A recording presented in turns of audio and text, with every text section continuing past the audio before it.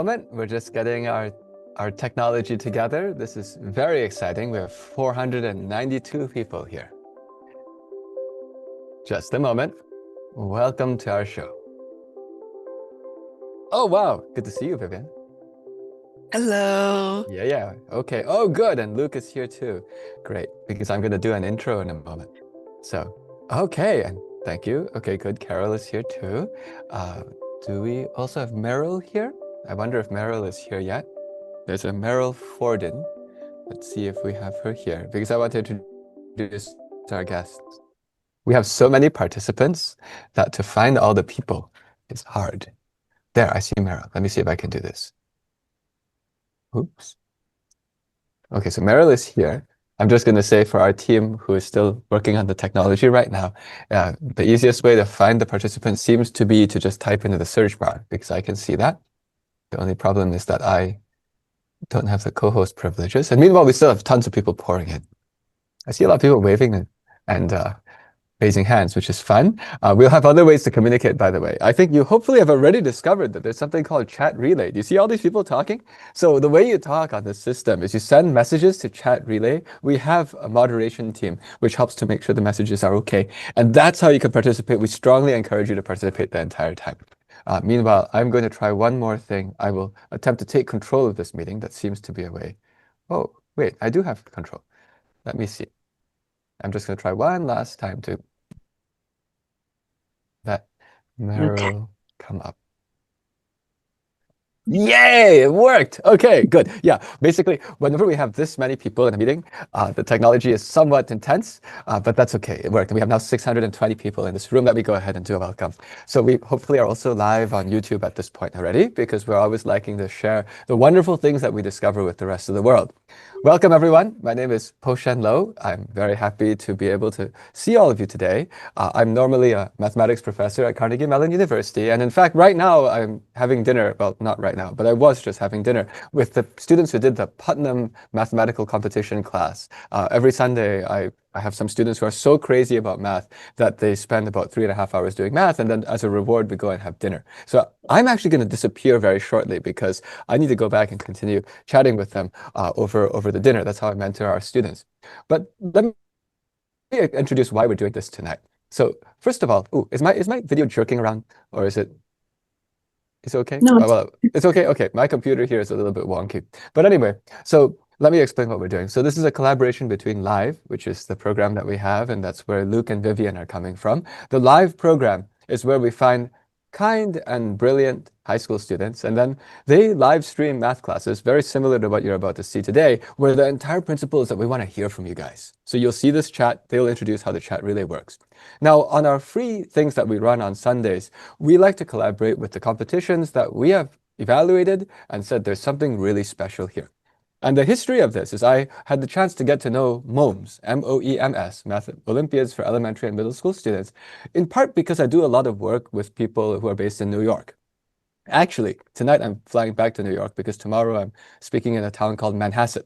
But somehow in New York and Long Island, there's a wonderful math culture. In fact, there was even something called the New York State Math League, which was the precursor of ARML, American Regions Math League. So there's a lot of history on math and math competitions in New York. And it turns out that some of the people who run MOEMS are people that, well, I've respected for a long time. And then I got to meet even more of them. So then we looked at the problems and we could see these are questions that have taken a lot of care. And one thing we like about MOEMS is that they work with schools. There's a lot of people who are actually former teachers who are involved here. And I was just at a conference this weekend, which works on mathematical outreach. And one of the things that came up as a topic is that in order to do real outreach, it helps to have something that works with teachers, not only something that parents do alone at home. We also support those other contests. We think those are also great. But when we found out that MOEMS had this massive network working with all of these teachers, we said we would love to collaborate.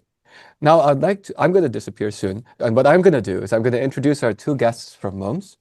After they go, then it's going to bounce to Luke and Vivian, who will introduce each other and do a whole bunch of fun problems from MOEMS. But I want to tell you more about the people that we have here today. So we have two guests, Meryl Forden. She's on the screen already. She's been the executive director of MOEMS since mid-2022. And as I mentioned, we have teacher backgrounds. She's a retired teacher from the East Williston district on Long Island. Do we have that right? Yes? that's correct. Thank you. And then now she happens to run MOEMS. And if you have a retired teacher running MOEMS, they know what the challenges are of doing all of this math contest and school at the same time. We also have Carol Lorandini. Did I pronounce your name correctly? Yes. Yes, wonderful. And she's the president of the board, the Math Olympiads board. She's a national board certified teacher at Carle Place Middle High School. Again, math teacher background. She also happens to be an executive board member of the Association of Mathematics Teachers of New York State since 2003. That's a long time to be on the executive board. Uh, that's amazing. And she was the 68th president also. And she has also been the recipient of several math awards and recently was inducted into New York State Math Educators Hall of Fame. So it's our great pleasure that this particular live stream, we have guests who are from the real teacher space. With that, Carl and Meryl, I'll let you guys do your part. And when you're done, pass it to Luke and Vivian. And I have to go back to mentor my students who are in a restaurant over there right now. Awesome. Thank you so You much, bet. Po-Shen. You bet. First of all, I would like to welcome and thank all of the students and teachers, our PICOs, that are here tonight to meet Vivian and Luke, who are absolutely going to provide you an outstanding opportunity to see how they work through solving these problems and the strategies that they think are the best way to manage them. We hope that you've enjoyed your first Math Olympiad contest and that I'm really excited that perhaps what you'll see tonight with Vivian and Luke is, a different way to tackle these problems and a way to help you solve the upcoming contests. Before I turn over to Carol for her to give you a couple of words, I just want to acknowledge we do have some other Math Olympiad board members who are in the live tonight as well. Dorothy Hess, Cheryl Novak, and Dr. Chris Jett are also here tonight to share in the joy of us showing how to love math even more. So I'm going to turn it over to Carol before she flips it over to you. Thank you so much. Thank you, Meryl. And I'm really very excited to be here tonight. And I was in the little preparing breakout room with both Luke and Vivian, and they're excited to be here, which excited me even more. And we do say at MOEMS that we're here to enrich, excite, and energize you. But what this is all about tonight is just looking at problems in a different way and just enjoying the beauty of mathematics. So I'm so excited to be here. I thank you for inviting me. And we're so glad that so many of our students and teachers have chosen to participate. So I don't want to keep you from the more exciting part of doing math. So Luke and Vivian, it's all over to you guys. Yeah, let's go. I'm so excited. All right, so we are going to be co-solving the problems today, and Vivian over here is a very, very accomplished person. So Vivian's introduction is that she is a high schooler from Ohio with a passion for math, and she loves sharing it with others as her school's Mu Alpha Theta president, which is another competition, and has been coaching her district's math counts team for 2 years. Vivian is also a devoted Chinese classical dancer who loves to perform and is an assistant teacher at her dance studio. She enjoys connecting with friends, baking, and curating the perfect Spotify playlist in her free time. So everyone, welcome Vivian to the Zoom today.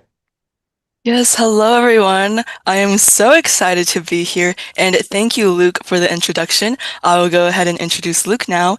He is a two-time Amy qualifier and an AMC 8 perfect scorer. He also represented Michigan at Math Counts Nationals back in 2022, and he started and currently coaches a Math Counts team of homeschool students who qualified for the state competition. So obviously, Luke is very, very, very awesome at math.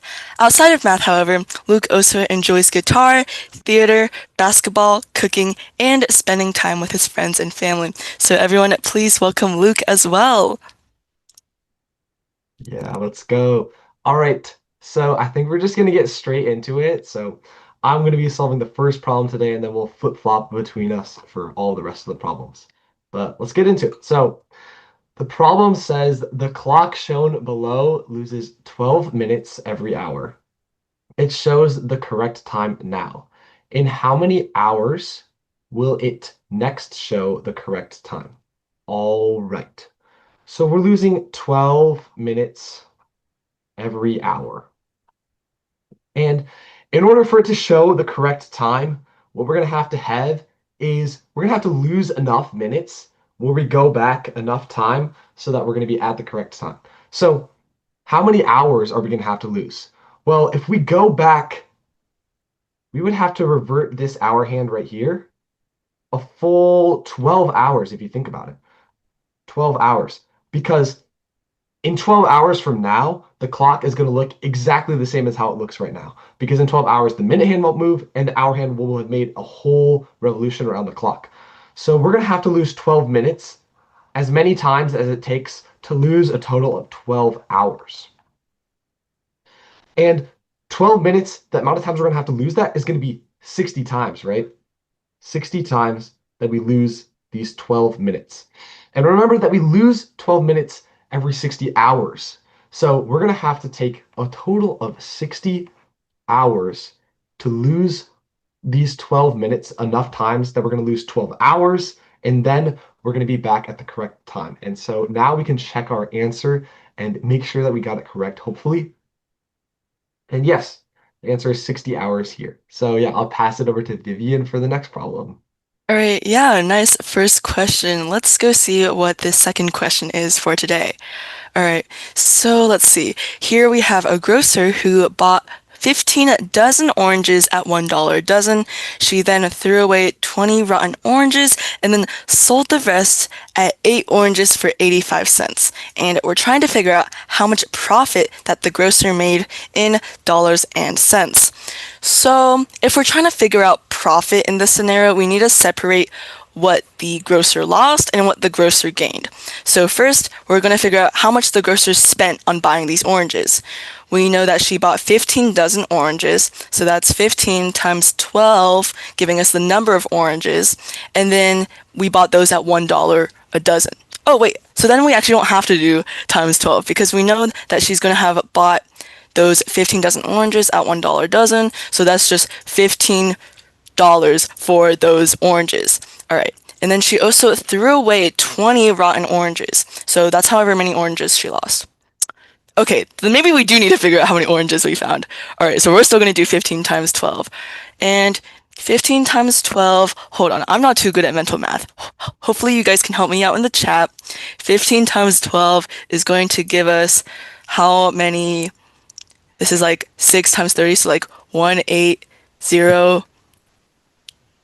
180 Yeah. oranges, I hope. Yes? Okay, oranges. Okay, so we have 180 oranges, and then we threw away 20 rotten oranges. So that means we're going to have 160 good oranges.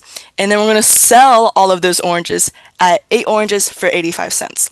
So in order to figure out how many cents we sold those for, we're going to divide this by 8 to give us 20 like bundles of 8 oranges, and each one of those bundles is selling for 85 cents. So that's 20 times 0.85. That's going to give us 1700, I think. Yeah, that looks about right to me. So we got $17 from selling all of those oranges. So that's how much money she gets from selling all of them. But how much money did she spend on buying those oranges to begin with? We have to subtract those. So we're going to do 17 minus the $15 we spent on the oranges to begin with in order to get $2 and no extra cents. So let's hope that this is the correct answer. Let's take a look at the next slide. And yes, it looks like we did that correct, where our profit is going to be 17 minus 15, giving us a profit of $2. So yeah. All right. So now we're going to get on to the next problem, and we're going to be talking about money now instead of oranges, which will make me less hungry, thankfully. And so this September price of a computer was $1,000. Later in October, price was obtained by raising the September price by 20%. Then a November price was obtained by lowering the October price by 20%. So first we're going to raise it by 20% and then we're going to lower by 20%. And our final question is, what was the November price in dollars? So we need to figure out what is going to happen at each of these steps. But I think the first thing that I see is we go up by 20% and then we go down by 20%. So it kind of seems like, shouldn't we just end at $1,000? So like tentatively, I would like guess that maybe it's like $1,000. And we'll see later whether that's right or not. But it seems to me that like maybe it would be the case if we're just going up by 20% and down by 20%, because 20% is the same when you go up and down. At least I hope so. So when you go up by 20%, we're going to be multiplying this whole entire thing by 1.2 because we go up by 20%. So we're going to be multiplying by 120% or 1.2. And this is going to be $1,200 for the October price. And now for the November price, we're going to have to go down by 20%. So what is 1% of $1,200? That's going to be $12, right? So 20% of $1,200 is going to be minus $240. And when you do this math, you see it's not going to be that $1,000. And in fact, if you do the math correctly, it should be $960. And that should be our final answer. And the reason why it's not this 1,000 here is because when we went up by 20%, we raised it. So the 20% that we took away was actually greater than the original 20% that we would have taken away from the 1,000. So we have to be really careful, not just adding and subtracting those percents, but actually taking the math step by step. And we can check our answer. And indeed, we do get $960. So back to Vivian for the next one. All right, yeah, thank you, Luke. Okay, let's look at this next problem. Here we have Amanda, Beth, and Sarah that run 3 races, and in each race, one of them earns 5 points, one of them earns 3 points, and one of them earns 1 point. After the 3 races, Beth has the highest point total, and we're trying to figure out what the smallest total score that Beth can have. Okay, so looking at this question, we know that in every single round of races, because they each run 3, so we're going to say in every single round of races, somebody earns 5 points, somebody earns 3 points, and somebody earns 1 point. So we know that in every single round, a total of 9 points are going to be earned. So that means after the 3 rounds, there's going to be a total of 27 points out there among our 3 contestants. And we know that the winner of after the 3 rounds is going to be Beth. So if we're trying to minimize Beth's score, that means she's not going to have won by a lot, you know what I mean?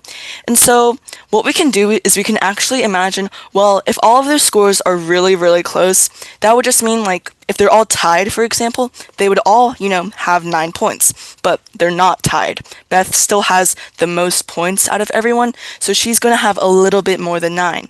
And we have to figure out what the smallest possible score that is greater than 9 Beth could have. And, well, what if we were to try 10? Would 10 be possible from 3 races? Let's take a look. If she were to get, like, let's say a score of 5, and then maybe a score of 5 again, that would give us 10 points, right? But there's also a 3rd race, so she might have earned 3 points or 1 point from the 3rd race. So that wouldn't be possible. A score of 10 points wouldn't be possible. Meaning that, let's say she earned 1 point on one of the races. She didn't do too good on one of them, and we would give her an extra point. So that would mean the smallest possible score that Beth could have if she was the winner after the 3 rounds would be 11 points. Yeah. Okay, yeah. So that's it for this problem. It looks like you guys are getting the same answer. Why don't we turn it back over to Luke for our next problem? Yeah, so checking the answer, it is indeed 11. So yeah, that was a really great solution, Vivian. Thank you so much. And the next problem says, a single-story house is to be built on a rectangular lot 70 feet wide by 100 feet deep. The shorter side of the lot is along the street. The house must be set back 30 feet from the street. It also must be 20 feet from the back lot line and 10 feet from each side lot line. What is the greatest area that the house can have in square feet? Okay, so the rectangular lot is 70 feet wide and 100 feet deep. So this is how deep it is, 100 feet and 70 feet wide. And then there's like a road right here, I believe. So let's just draw that road because we like drawing roads. And the shorter side of the lot is along this road as we have drawn. And the house must be set back 30 feet. So we have to start the house like somewhere in here. And this length right here has to be 30 feet. And it also must be 20 feet from the back line. So this length right here has to be 20 feet. And 10 feet from each of the side lines. So this has to be 10 right here, feet, and also 10 feet right here. So I think sadly enough, we're assuming that this house is a one-floor house. But if you built like a bunch of floors on top of it, it would be a lot more square feet. But in this case, we have 30 square feet right here on the bottom, in between the street and the house, and 20 square feet in between the back line and the house right here. So given that this whole entire side length right here of the lot is 100, that means that this length, this height for the house is going to be 50 feet. Because 100 minus 20 minus 30 equals 50. All right, now we have to do the other dimension of the house this way, right? So we have 70 feet that we have for the width. And then we have 10 feet on either side that we cannot build in. So we have to subtract by 10 and then subtract by 10 again, and you get 50 for the width. So 50 for the depth and 50 for the width. 50 times 50 is equal to 2,500. And that should be our final answer. So I'll go ahead and check that. And yes, the answer is indeed 2,500. So I'll pass it back to Vivian for the next problem. Yes, that was an awesome problem, Luke, and I loved your drawing that you made with it. So yeah, let's take a look at our next question. And here, oh my gosh, it looks like we're working with money again. Here we have Jessie, who has $5.10 worth of stamps.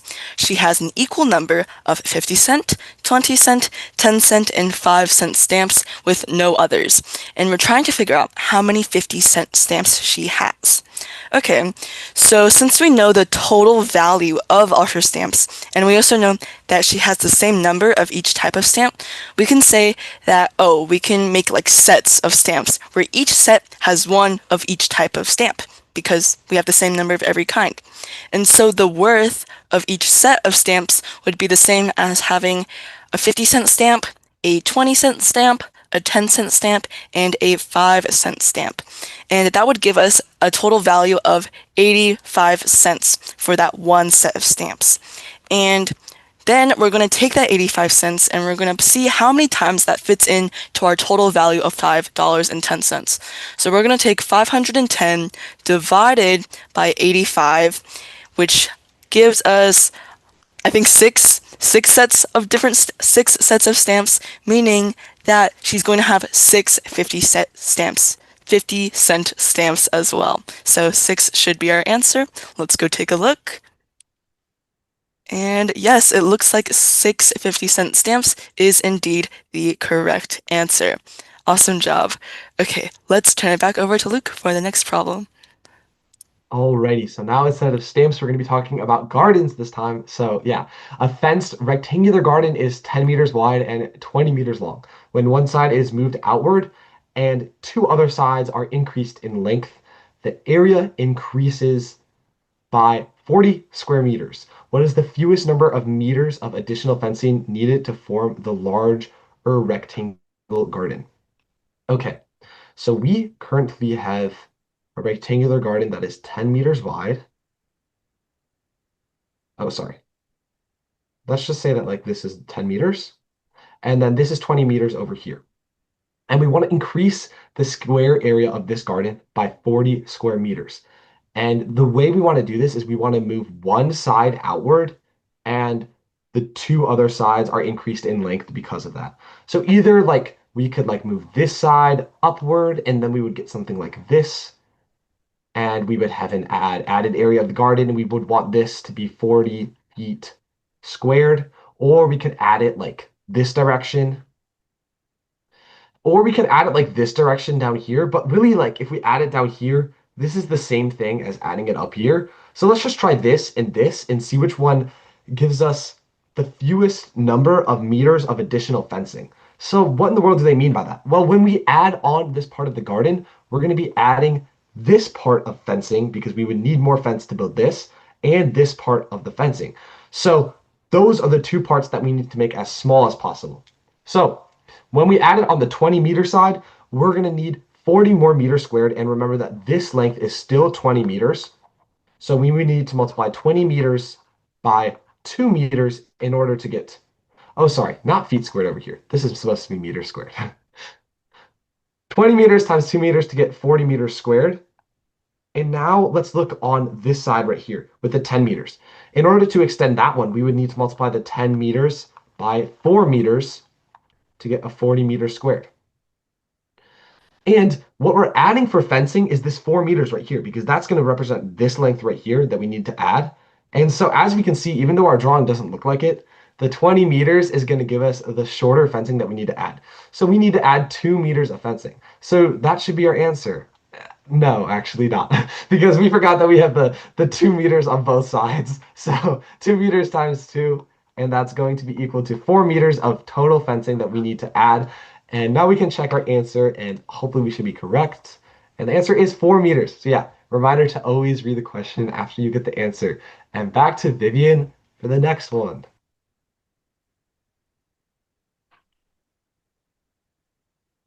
Wait, I don't know if I can hear you. Did you mute? Oh, sorry guys, I am back. But yeah, I am going to take a quick pause just to address some things. I know a lot of you guys, I'm getting a lot of personal DMs on Zoom right now from people, and I just wanted to say that if you aren't able to send messages to Chat Relay, which is like the messages showing up on screen, Luke and I, we have so many things going on our screens, so it's really hard for us to like keep track of chat especially. So we promise we are not trying to ignore you in the chat. It's just there's so many people. There's like 700 people in the Zoom meeting right now, so we're really sorry about that.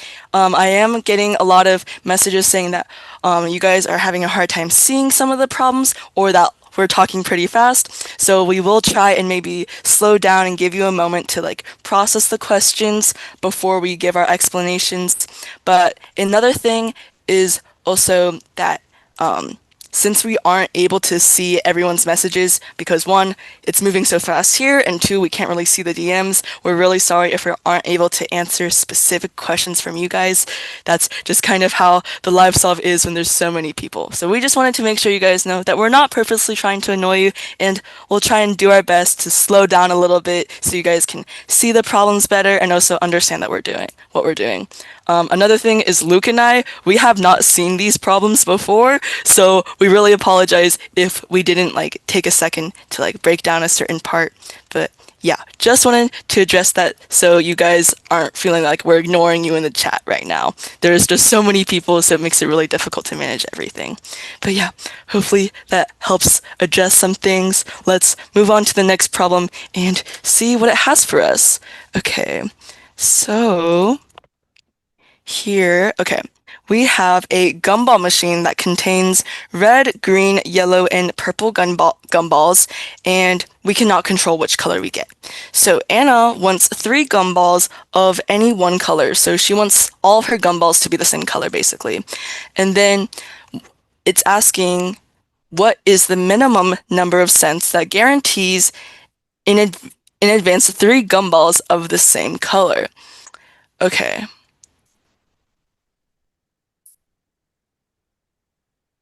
All right. So, okay, it's the minimum number of cents that guarantees in advance 3 gumballs of the same color. All right. So, since we can't control which color we get, we are going to say that, oh, in order for her to get 3 gumballs of the same one color, we're going to assume like the worst possible case scenario, okay? So, let's say that, you know, at one point she has 2 gumballs of every color. So, she's going to have like 2 red gumballs, she's going to have 2 green gumballs, 2 yellow gumballs, and 2 purple gumballs, right? That's like the worst possible case scenario. That's the longest way it can take for her to not have 3 gumballs of the same color. So how many gumballs does she have right now? She would have 8 gumballs, 2 of each different color. And in order for her, and then that means right now she has 8 gumballs. No matter what, her next gumball, it's going to make one of the colors have 3 gumballs, right? Because if we get a red, we have 3 red. If we get a green, we have 3 green, and so on and so forth. So by assuming the worst case scenario, we can guarantee that once she gets her 9th gumball, she will for sure have 3 gumballs of the same color. So that means we need 9 gumballs, and since they're 5 cents each, we multiply 9 by 5 to give us 45 cents that she must spend in order to get her gumballs. So let's check how we did with the answer. And yes, it looks like 45 cents is indeed the correct answer. So yeah, nice problem. Let's turn it back over to Luke. All right, and I have another boring non-food question. I always want the food questions, but I never get them. All right, next question. Each of 3 darts lands in a numbered region of the dart board, scoring the number of points shown. How many different sums are possible for the 3 darts? All right, so if you want to, you can also look at Vivian's screen because I think her question is a little bit bigger than mine. So how many total sums are there? Well, I'm just going to list out a couple of sums to get us started, okay? Because I don't really see a great way to start approaching this problem. But if we try some things out, maybe we'll realize some things and it will be easier. So let's say we had 2 first, then a 5, then an 8. This would give us a total of 15. Now let's say we had like 2 and then 5 and then 5. That would give us 12. Well, what's like the lowest we could get? If we got a 2 every single time, that would give us a total of 6. But what's the biggest we could get? An 8 plus an 8 plus an 8, and that would give us a 24. So it kind of seems like we have 24 and then we have 6. Can we get everything in between there? Well, I don't really think it seems like we can get everything in between there because we tried like a couple things out and they like happen to land like pretty far from each other, even though we tried like things that were pretty in the middle of the road. So I don't think we can get everything, but what are the things that we can get? Well, if you think about it, each of these numbers differs by 3, right? 2 plus 3 equals 5, and 5 plus 3 is equal to 8. So that also means when you sum up any 3 of these numbers, it's also going to differ by 3 or 0 by any of the other numbers. So like just mess around like a lot. What you're going to see is like 2 plus 2 plus 5 is going to give us 9. And you're going to realize that like 6, 9, 12, 15, 18, 21, 24. These are the only ones that are possible. And if you don't believe me and you don't think that these are the only ones that are possible, just keep on trying things out. And you'll realize that soon enough that none of the other ones are possible. So how many numbers is this? Well, this is just counting. And maybe I'm not the best at counting, but I think it's 7 numbers. So 7 numbers should be our total. 7 sums, sorry. 7 sums should be our total. And checking the answer, we do indeed get 7 sums. So back to Vivian for now, probably another food problem if I had to guess. All right, yeah, let's see what my next problem is. And well, looks like it's not food related. It's school related. It's high school related. Oh my gosh. Uh-oh. Okay, let's take a look. So for this problem at Hudson High School, the first class starts at 8:26 a.m. and the fourth class ends at 11:26 a.m. There are 4 minutes between classes and each class is the same length. So now we are trying to figure out how many minutes there are in one class period. So in order to do this, I'm gonna actually write out like a schedule, make it look like my own high school schedule. So we have our bells, we have our bell, our first class, our second class, our third class, and our fourth class. And then in between we have like the passing periods, right? So our first class starts at 8:26 a.m. and it goes until a certain time. And then we know our last class ends at 11:26 a.m. Okay, and we also know that there are going to be 4 minutes in between each class. So let's first take care of the time spent between each class.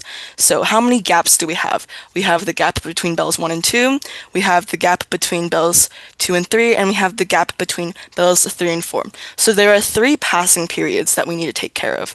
So those 3 passing periods are each 4 minutes long. So that means 12 minutes are spent on passing periods during this time frame. So we get rid of those 12 minutes, and then that means that the rest of that time is spent in class. And how many classes do we have? We have 1, 2, 3, 4 classes. So what I'm going to do is I'm looking at, well, our first class and our last class, the time that they differ by is exactly 3 hours, from 8:26 to 11:26. So in total, we have 3 hours or 180 minutes. So that's our total amount of time. And we're going to subtract the 12 minutes away from that 180 to see how many minutes are left for just classes. So we're going to do 180 minus 12, which gives us 168 minutes. All of those minutes are spent in class, and we have 4 classes, and it tells us that each class is the same length. So that means we're going to divide this 168 by 4 in order to see how many minutes are in each class, and that is going to give us 42 minutes. So that means there are 42 minutes in each class period. Let's check our answer and see how we did. All right, and oh, wait, yes, okay. It looks like we got the answer correct with 42 minutes. Nice job, everyone. Alrighty. So now we are going on to the next question. And Dr. Bolton was born in an interesting year. The tens digit was twice the thousands digit. The ones digit was 3 times the tens digit. And the hundreds digit was equal to the sum of the other 3 digits. So let's just give each of these digits a variable to start. And we can use all of the things that they tell us about these digits, and we can just like incorporate them into our variables right here, A, B, C, and D. So the tens digit was twice the thousands digit. So this is the thousands digit, this is the tens digit. So D is equal to 2A. Okay. So now the next thing is that, oh, sorry, that's not the tens digit, my fault. The tens digit is C, sorry. The tens digit was twice the thousands digit. Okay, C equals 2A. Okay, the next thing is that the ones digit was 3 times the tens digit. The ones digit, which is D, is equal to 3 times the tens digit, 3 times C. Okay, and the hundreds digit was equal to the sum of the other 3 digits. So B is equal to A plus C plus D. All right, so the first thing that I know about digits is that they're all in between 0 and 9. All digits are in between these two, all of them. So I know that sounds kind of dumb, but it's going to be really useful for this problem exactly because D is equal to 3C right here. And that also means that since C is equal to 2A, we can show that D is equal to 6A. And that means that if A is greater than 1, then our number is not going to be a number because D is not going to be a digit. So we need A to be equal to 1 because it also can't be 0 because then like we would have a number starting with 0 and that's just weird. So we have 1 as A. And because of that, we know that C is equal to 2 because C is equal to 2A. D is equal to 6 because D is equal to 3 times C. And finally, B is equal to 1 plus 2 plus 6. And if I'm correct, when you calculate this together, you get a total of 9. So Dr. Bolton was born in the year 1926. And now all we have to do is check our answer and hope for the best. And oh, it must be a typo. I got really scared because it says 1962 right here, but it says 1926 right here. Okay, 1926. Yes, I think that should be the correct answer. All right, back to Vivian for the next one. Yeah, so I actually think that is our last problem. We went through that really quickly. So, yeah. Oh my gosh. Wow. Oh, wait. You guys are so right. This Dr. Bolton is 99 years old then if she was born in 1926. So yeah, good observation, you guys. But I think that is actually the last problem from our MOEMS questions for this live solve. I know we went through that super quickly, but that is actually all we have for you guys today. So yeah. Yeah, I mean, you can like sign up. You can go check out like Po-Shen those things. we have live classes that are really similar to this, with like me and Vivian both teaching them. So, I mean, not together most of the time, but they're really similar to this. So you can go check those out if you want to. They're really great. But yeah, I think that's all we have, right? Yeah, I think so. Unless we have like something else. I don't know. I'm pretty sure that's all we have for you guys today. But yeah, hopefully you enjoyed the live solve and you got to see how Luke and I would approach these different types of problems. Hopefully you guys got to, meet some cool people in the chat since there's like 700 people in here. But yeah, thank you guys all so much for coming. That's all the problems we have for today. And I think since this was the very first MOEMS live solve, there will hopefully be more in the future, and you guys should definitely come join us for those as Yeah, well. for sure. But if not, I guess you're welcome to leave now. So see you all next time. I'll hope you come back for more live solves though. Yes, thank you guys all so much for coming. Thank you guys for doing this for us. And if anyone wants more questions, they could always go to www.moems.org and get more questions. And they could also join us on Instagram. This was great. Thank you so much. Yeah, thank you. Yes, thank you so much for having us. Bye, everyone.